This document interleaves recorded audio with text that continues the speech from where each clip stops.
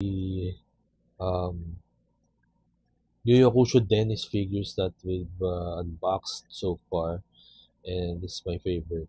Kasi kita nyo yung pati yung weapon,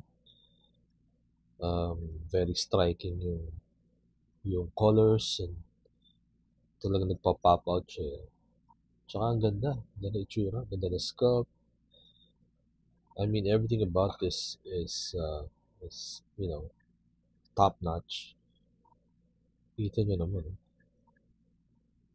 ang ganda. And I do believe this is a larger figure as compared to the other ones that we've unboxed. I mean, the other Kurama figures that we've unboxed as part of the Yu Yu Hakusho Dark Tournament series.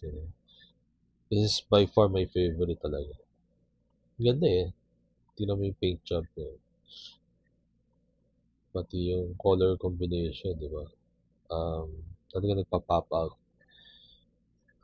And of course, yung quality ng sculpt, ang ganda. Ang ganda rin ng pose. Saktong-sakto. Oh, ang ganda. And yung details, perfect. Tingnan yung mata, oh. Buhay na buhay, diba?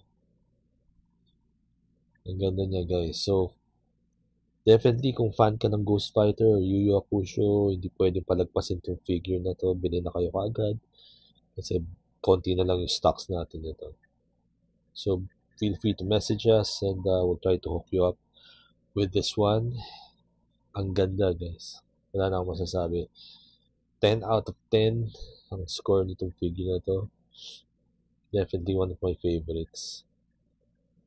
And there you have it. That was our quick unboxing and review of the Yu Yu Hakusho Kurama or Dennis as part of the Dark Tournament series of figures from Bandai Namco and Banpresto.